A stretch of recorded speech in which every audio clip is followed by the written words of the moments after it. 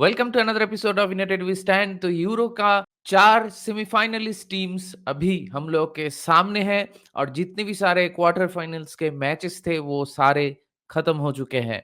तो अभी एकदम business end of the tournament आ चुका है, तो इसीलिए ये वीडियो में बातें करेंगे, चर्चा करेंगे जो 2 सेमीफाइनल मैचेस हैं उनको लेके। तो बिना टाइम खराब के इस वीडियो को चलिए शुरू करते हैं। तो इस टूर्नामेंट में जो लास्ट 4 टीम बचे हुए हैं वो है Spain, France, Netherlands and England. तो इससे पहले क्वार्टर फाइनल को लेके जो मैं वीडियो बनाया था, मेरा जो प्रीव्यू एंड प्रेडिक्शन वाला वीडियो बना था, वो लिंक डिस्क्रिप्शन में है। अगर आप चाहे तो वो चेकआउट कर सकते हैं। तो उसमें मैंने जो चीजें प्रेडिक्ट किए थे, जो चीजें एनालिसिस करने के बाद प्रेडिक्ट किए थे, वो लगभग पूरे ही होते हुए हम लोग देखे हैं क्वार्टर फाइनल्स में। सिर्फ इंग्लैंड का मैच को छोड़ के बाकी जितने भी सारे मैचेस थे उनको लेके मैं जो एनालिसिस के बेसिस में जो चीजें प्रेडिक्ट किया था वो ही हुआ है। स्पेन जर्मनी के लिए मैं कहा था कि ऑब्वियसली ये मैच ऑफ द टूर्नामेंट होने वाला है, क्योंकि इसमें दोनों ही जो टीम है वो दोनों ही टीम फाइनल खेलने की दावेदार थी और उसी के साथ-साथ स्पेन और जर्मनी दोनों ही खुल के अटैक करते हैं। तो मैंने प्रेडिक्ट किया था कि ये मैच में बिल्कुल ही शायद केजी फुटबॉल हम लोगों को देखने को नहीं मिलेगा, हमको लोगों को end to end attacking football देखने को मिलेगा और वही चीज़ हम लोगों को देखने को मिला है इस मैच में।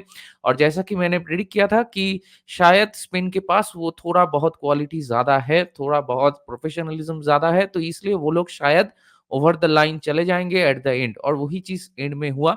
जर्मनी को भी आपको क्रेडिट देना होगा, वो लोग भी अच्छे खेले लेकिन अप टू द मार्क नहीं थे, क्योंकि अगर वो लोग जितने भी सारे चांसेस क्रिएट किए थे उस पे अगर कैपिटलाइज कर लेते तो शायद इस मैच का रिजल्ट कुछ और निकलता। और दूसरी तरफ अगर पुर्तगाल फ्रांस की बात करें तो उस मैच को लेके भी मैंने कहा था कि ये मैच मैं देख सकता हूँ कि ये बहुत ही एक केजी मैच होने वाला है, क्योंकि दोनों ही टीम इवन है, दोनों ही टीम का जितने भी सारे इश्यूज हैं इस टूर्नामेंट में वो काफी हद तक सेम ही है।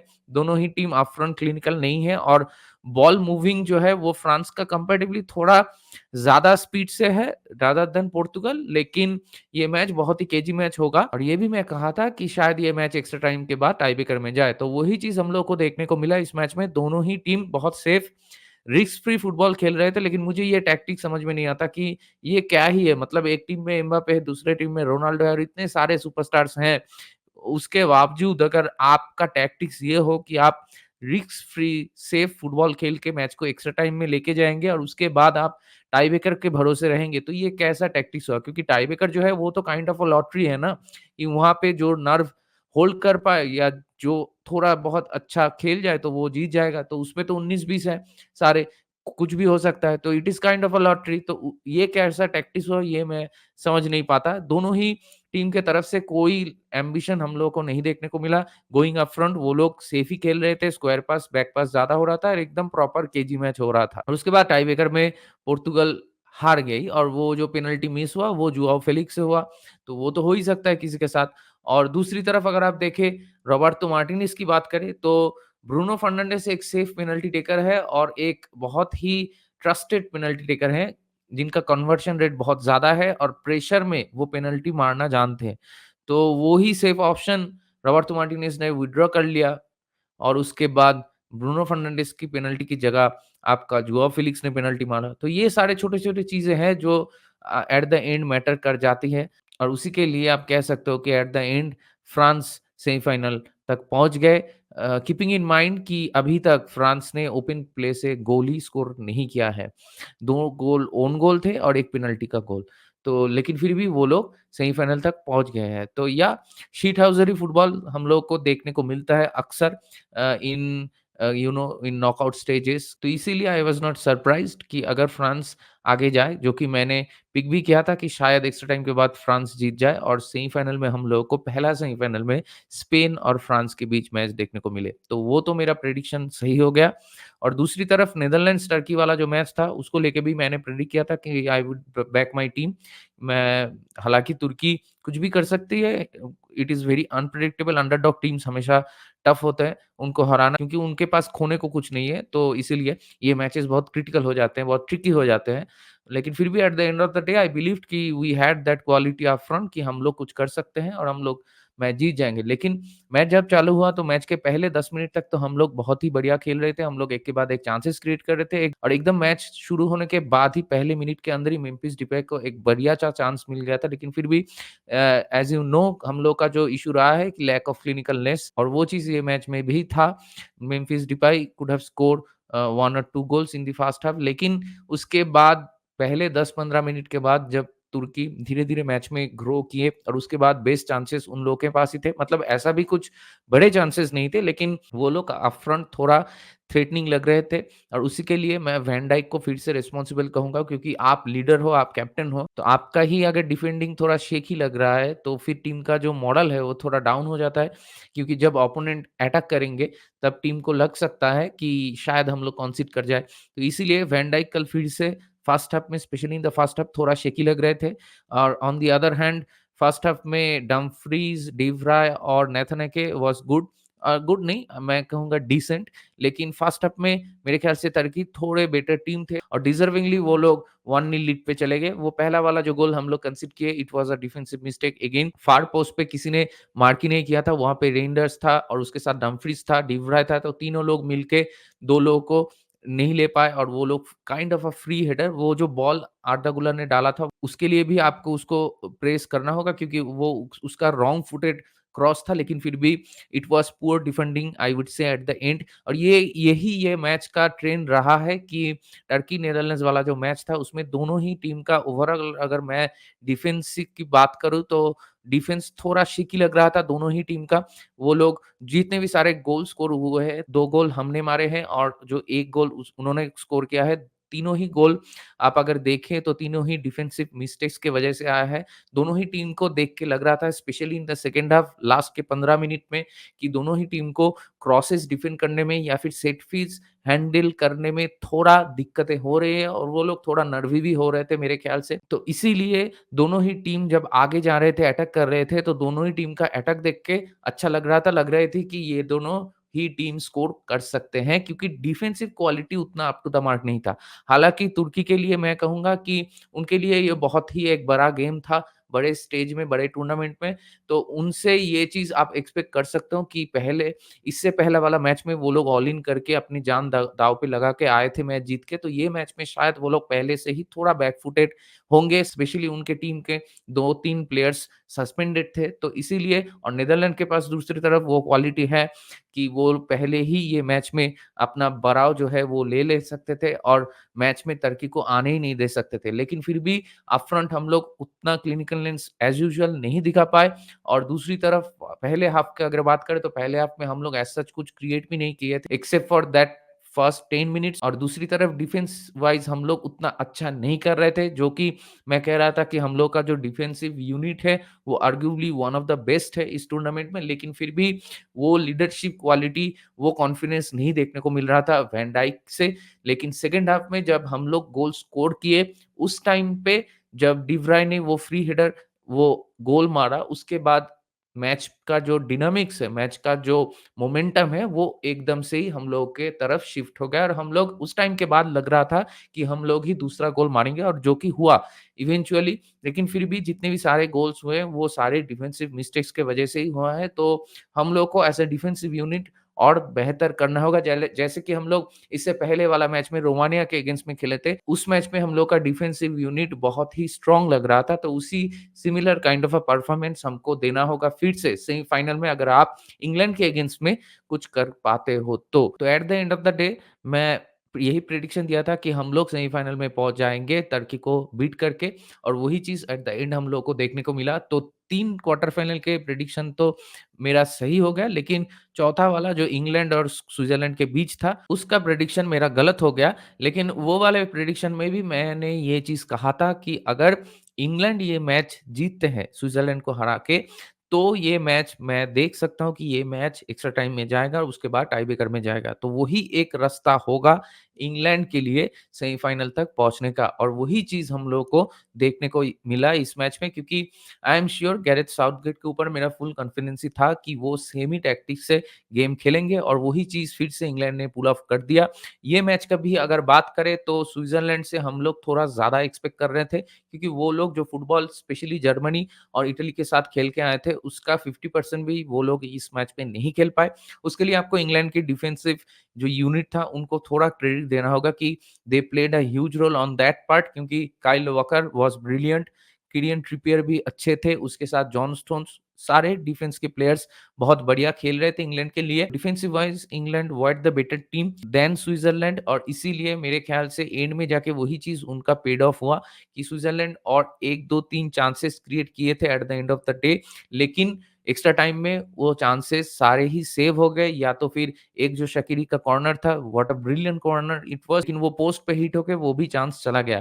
तो इंग्लैंड को आपको फिर से देखने को मिला कि एक प्लेयर अपने इंडिविजुअल ब्रिलियंस की वजह से इंग्लैंड को फिर से मैच में वापसी कराए और वो था आपका साका। इससे पहले वाला मैच में वो सेम चीज़ जूड बेलिंघम ने किया था। उससे पहले वाला मैच में हैरी केन तो अभी ऐसा ही इंग्लैंड का फुटबॉल है कि वो लोग ऐसे राम भरोसे ही चल रहे हैं मैच के टैक्टिक्स उनका ऐसा ही है कि अगर हम लोग ये सेफ फुटबॉल ही खेलेंगे, हम लोग डिफेंड ही करते रहेंगे पूरे एंटायर मैच हम लोग प्रेशर एब्ज़ॉर्ब करेंगे और हम लोग वेट करेंगे कोई इंडिविजुअल ब्रिलियंस मोमेंट के लिए। अगर उस मोमेंट पे हम लोग स्कोर कर दिए तो हम लोग चले जाएँगे, नहीं तो हम लोग टाई ब्रेकर में जाएँगे। लेकिन इस मैच में तो वो लोग 1-0 ट्रेल कर रहे थे और लग भी नहीं रहा था कि इंग्लैंड ये मैच में वापसी कर पाएँगे। तो बिग क्रेडिट गोज़ टू साका कि उन्होंने ऐसा एक शानदार वर्ल्ड क्लास गोल स्कोर किया जब इट वाज़ नीडेड मोस्ट।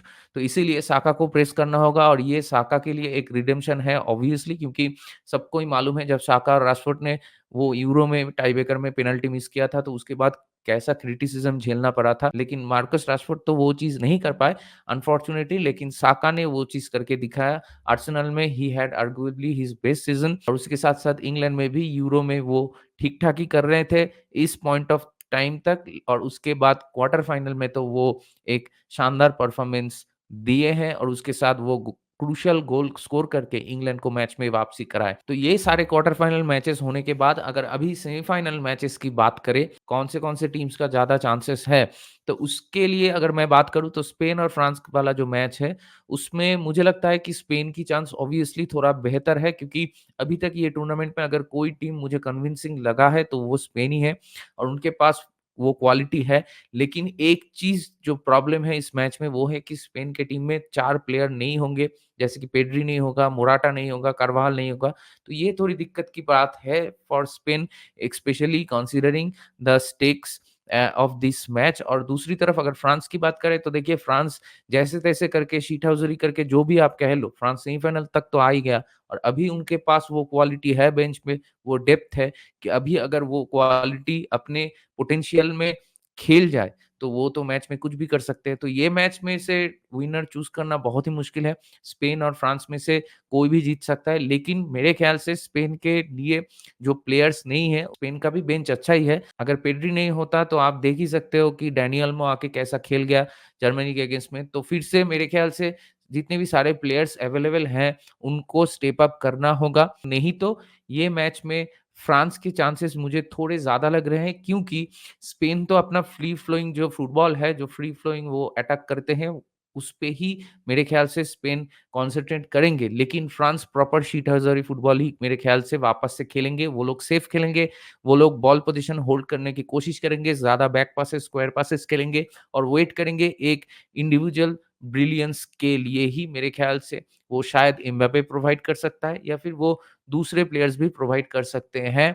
या तो फिर अगर ये मैच टाई ब्रेकर में चले जाता है, वो भी एक इवन मैचअप ही होगा क्योंकि दोनों ही टीम का मेरे ख्याल से शूटआउट में पेनल्टी शूटआउट्स में टाई ब्रेकर में जो स्टैटिस्टिक्स है हेड टू हेड है, वो काइंड ऑफ सिमिलर ही है। कोई भी टीम मेरे ख्याल से ये मैच जीत सकती है and it will be a proper encounter between 2 giants. अगर मैं मेरा ओपिनियन दूँ तो I think I will pick France over Spain क्योंकि मुझे लगता है कि अगर मोराटा, कार्वाहाल ये सारे प्लेयर्स नहीं रहते तो स्पेन का चांस थोड़ा कम हो जाता है क्योंकि ये प्लेयर्स मैच विनर्स हैं, ये लोग जानते हैं मोमेंट्स पे खेलना जानते हैं। तो इसीलिए मेरे ख्याल से स्पेन थोड़ा बैक फुटेड होगा लेकिन फिर भी स्पेन के पास वो पोटेंशियल है ये मैच में कुछ करने की। अगर स्पेन अब तक जो फुटबॉल खेलते हुए आ रहे हैं, वो अगर वही फुटबॉल खेल देते हैं फ्रांस के अगेंस्ट में, तो ये फ्रांस के लिए बहुत ही मुश्किल हो जाएगा स्पेन को कंटेन करना। तो eight the end of the day कुछ भी हो सकता है, तो देखते हैं ये मैच में से कौन आगे जाते हैं। और दूसरी तरफ अगर नीदरलैंड्स और इंग्लैंड की बात करें, तो देखिए at the end of the day I am a Netherlands supporter, तो obviously I will back my team. तो मैं चाहूँगा कि इंग्लैंड को हम लोग हराएँ और हम लोग फाइनल तक पहुँचे, और ये सेमीफाइनल हम लोग के लिए बहुत इंपॉर्टेंट है, क्योंकि 20 साल बाद हम लोग सेमीफाइनल खेल रहे हैं फाइनली। और लास्ट जो सेमीफाइनल खेले थे वो 2004 वाला यूरो में खेले थे पुर्तगाल के अगेंस्ट में, और उसमें भी हम लोग एक इंडिविजुअल ब्रिलियंस मोमेंट के वजह से ही हार गए थे, जो आया था आपका पोर्तुगल की तरफ से। मनीष बोल के एक प्लेयर था, वो एक आउट ऑफ द बॉक्स एक कर्लर गोल मारा था, जो कि एक्सेप्शनल गोल था, और उसपे ही हम लोग मैच हार गए थे। तो वो सारा चीज़ फिर से इस मैच में रिपीट होने का एक चांसेस रह जाता है, अगर आपका मैच स्पेशली इंग्लैंड के साथ हो। इंग्लैंड लास्ट वाले यूरो में रनर्स अप हुए थे, तो ये वाले यूरो में भी वो लोग, मतलब जितना भी हम लोग क्रिटिसाइज़ कर लें, लेकिन गिरते-पड़ते वो लोग शीटहाउसरी करके वो लोग पहुँच तो गए हैं सेमीफाइनल में। आप इंग्लैंड को कभी भी राइट ऑफ नहीं कर सकते, क्योंकि उनके स्क्वाड में वो सुपरस्टार्स हैं, वो ब्रिलियंट क्लच प्लेयर्स हैं, जिनको मोमेंट में खेलना आता है। वैसे ही 2 इंडिविजुअल ब्रिलियंस के वजह से ही वो लोग अपना पिछले वाला 2 टाई जीत के ये सेमीफाइनल में आ रहे हैं। तो इसीलिए it is not going to be easy to beat England. और दूसरी तरफ जो चीज़ मैं कह रहा था, क्योंकि उन लोगों के पास ज़्यादा क्लच प्लेयर्स हैं, तो हो ही सकता है कि वो लोग शायद एंटायर मैच में एकदम ही घटिया खेलें, हम लोग के पास ज़्यादा मौका हो, लेकिन हो ही सकता है कि एक इंडिविजुअल ब्रिलियंस के चक्कर में फिर से एक शानदार गोल या वर्ल्ड क्लास गोल वो लोग स्कोर कर दे और उसके साथ मैच जीत जाए। तो ये पॉसिबिलिटी तो है। तो इसीलिए ये मैच उतना आसान नहीं होगा हम लोग के लिए। हम लोग को अगर ये मैच में जीतना है, तो हम लोग को अपना नॉर्मल जो फुटबॉल है वो खेलना होगा, और वो फुटबॉल हम लोग खेलेंगे, फेज़ वाइज़ तो खेलेंगे ही खेलेंगे, और उस टाइम पे हम लोग को थोड़ा क्लिनिकलनेस दिखाना पड़ेगा, बेटर डिसीज़न मेक करना होगा। अगर वो चीज़ हम लोग कर देते हैं, तो फिर हम लोग ये मैच में स्कोर कर पाएँगे। अगर पहला गोल हम लोग स्कोर कर देते हैं, तो इंग्लैंड के ऊपर प्रेशर बनेगा। अगर इंग्लैंड पहला गोल मार देता है, तो it will be very, very difficult for us to come back in this match, क्योंकि इंग्लैंड का डिफेंस अभी तक अच्छा ही खेल रहे हैं, और लास्ट वाले क्वार्टर फाइनल वाला मैच में भी वो लोग अच्छा ही डिफेंड किए हैं। और दूसरी तरफ हम लोग क्वार्टर फाइनल में क्रॉसेस हैंडल नहीं कर पा रहे थे, और दूसरी तरफ इंग्लैंड भर-भर के क्रॉस के ऊपर ही ज़्यादा डिपेंड करते हैं। तो it will be a interesting match between England and Netherlands. मेरे ख्याल से ये इस मैच में भी अगर हम लोग खेलते हैं, तो हम लोग केजी फुटबॉल तो नहीं खेलेंगे, हम लोग अटैक करने की कोशिश करेंगे। हाँ, हो सकता है कि मैच का जो स्पीड है उसको कंट्रोल करने के चक्कर पे हम लोग थोड़ा बॉल पोज़ीशन रखने की कोशिश करें, उस टाइम पे थोड़ा टाइम शायद बैक पास ज़्यादा देखने को मिले, लेकिन फिर भी हम लोग अटैक करेंगे। आउट ऑफ नोवेयर हम लोग अचानक से पेस अप कर सकते हैं व्हाइल कीपिंग इन पोजीशन, तो वो चीज़ बहुत ही इम्पोर्टेंट होगा। और दूसरी तरफ काइल वॉकर, जॉन स्टोन्स, किरण ट्रिपियर, ये प्लेयर्स कैसे परफॉर्म करते हैं उसके ऊपर भी बहुत ज़्यादा डिपेंडेंट होगा ये मैच, क्योंकि काइल वॉकर के साथ आपको देखने को मिलेगा कोडी गक्पो, जहाँ पे आपको मैनचेस्टर सिटी और लिवरपूल का जो राइवलरी है वो देखने को मिलेगा, वो कॉम्पिटिशन होगा। और दूसरी तरफ आपको किरण ट्रिपियर के अगेंस्ट में आपको डमफ्रीज को देखने को मिलेगा। तो ये सारा इंटरेस्टिंग मैचअप्स है। और दूसरी तरफ आपका जूड बेलिंगम और हैरी केन है, और हम लोगों के पास नेथन एके और वर्जिल वैन डाइक होगा। तो बहुत सारे ऐसे-ऐसे इंडिविजुअल कॉन्टेस्ट हम लोगों को देखने को मिलेगा इस मैच में। तो we are waiting for a better match. At least हम लोग चाहेंगे कि इंग्लैंड ये मैच में थोड़ा अपना जो टैक्टिक्स है, अपना जो गेम प्लान है उसको बेहतर करे, ना कि वो लोग इस मैच में भी हम लोग के साथ इस मैच को टाई ब्रेकर तक लेके जाए, मतलब एक्स्ट्रा टाइम तक लेके जाए, उसके बाद टाई ब्रेकर में जाके मैच जीतने की कोशिश करे। अगर ये मैच एक्स्ट्रा टाइम में जाके टाई ब्रेकर तक जाता है, तो फिर मैं कहूँगा कि इंग्लैंड का चांसेस थोड़ा कम होगा, क्योंकि लक हर दिन आपके पास नहीं होगा। It is very, very rare in a tournament कि आप back to back tie breaker के मैचेस जीत जाओ। अगर ऐसा होता है, तो मेरे ख्याल से इंग्लैंड चैंपियन होंगे, क्योंकि फिर तो वो चैंपियंस लक ही कहलाएगा। लेकिन ये होना थोड़ा मुश्किल है, मैं ये नहीं कह रहा हूँ कि नामुमकिन है। तो देखते हैं कि इंग्लैंड सेम शिटोज़री करते हैं, इस मैच को भी वो लोग टाई ब्रेकर में ही लेके जाते हैं, या फिर हम लोगों के पास वो कैपेबिलिटी है कि हम लोग इस मैच में पहले ही कुछ कर जाए और इंग्लैंड को हरा के हम लोग एक हिस्ट्री क्रिएट करें। तो देखते हैं इस मैच में क्या होता है। तो आप लोगों का क्या राय है? जितने भी सारे क्वार्टर फाइनल्स हुए हैं, उनमें आपका क्या राय है, आपका क्या ओपिनियन है, वो भी मुझसे आप शेयर कर सकते हैं। और दूसरी तरफ स्पेन और फ्रांस के बीच क्या हो सकता है? और नीदरलैंड्स और इंग्लैंड के बीच में भी क्या आप लोगों को लग रहा है कि इंग्लैंड इस बार फिर से फाइनल तक पहुँचेंगे? तो ये सारी चीज़ों को लेके आपका क्या ओपिनियन है? ये भी मुझे बताएँ। अगर फाइनल की बात करें तो देखिए स्पेन और नीदरलैंड्स अगर फाइनल होता है तो 2010 वर्ल्ड कप में ये दोनों ही टीम फाइनल खेले थे। तो उस मैच का रीमैच हम लोग को फिर से देखने को मिलेगा और दूसरी तरफ फ्रांस और इंग्लैंड अगर होता है तो मेरे ख्याल से वो मैच आपका फिर से एक केजी मैच हो जाएगा। स्पेन और नीदरलैंड्स अगर होता है तो मेरे ख्याल से एंड टू एंड फुटबॉल हम लोगों को देखने को मिलेगा। लेकिन अगर फ्रांस और इंग्लैंड हो जाता है तो ये तो पक्का ही केजी मैच होगा क्योंकि ये मैच फिर एक्स्ट्रा टाइम में जाके टाई ब्रेकर में जाएगा क्योंकि दोनों ही team similar kind of football खेलेंगे जैसा फ्रांस और पुर्तगाल वाला मैच में हम लोग को देखने को मिला। और दूसरी तरफ अगर स्पेन और इंग्लैंड होता है तो ये मैच थोड़ा इंटरेस्टिंग हो जाएगा और अगर फ्रांस और नीदरलैंड्स होता है तो ये मैच भी एक अलग किस्म की मैच होगा। तो बहुत सारे पॉसिबिलिटीज़ हैं हम लोग के पास। हम लोग के पास अभी लास्ट 4 टीम बचे हुए हैं, इनमें से कोई एक होगा चैंपियन। तो चारों ही टीम को आपको क्रेडिट देना होगा, जैसा भी फुटबॉल वो लोग अभी तक खेलते हुए आ रहे हैं, लेकिन ये 4 टीम सेमीफाइनल तक पहुँचे हैं, जो कि एक बहुत ही बढ़िया अचीवमेंट है चारों ही टीमों के लिए। तो इनमें से किनके पास वो एक्स्ट्रा गूदा है, किनके पास वो एक्स्ट्रा एक्स फैक्टर है, वो ही अभी देखने वाली बात होगी कि एट द एंड कौन मुस्कुराता है। तो आपका क्या ओपिनियन है इन सारे चीज़ों को लेके वो मुझे ज़रूर बताएँ और उसी के साथ चलिए इस वीडियो को यहीं पे रैप अप करते हैं। अगर ये वीडियो आप लोगों को पसंद आया और आप मेरे चैनल में नए हो, तो प्लीज़ मुझे और मेरे चैनल को सब्सक्राइब कीजिए और इस वीडियो को लाइक कर दीजिए और शेयर कीजिए अपने दोस्तों के बीच जिनको फुटबॉल पसंद है। और बहुत जल्द मिलते हैं अगले वाले वीडियो में। तब तक take care, goodbye, glory glory Manchester United and United We stand.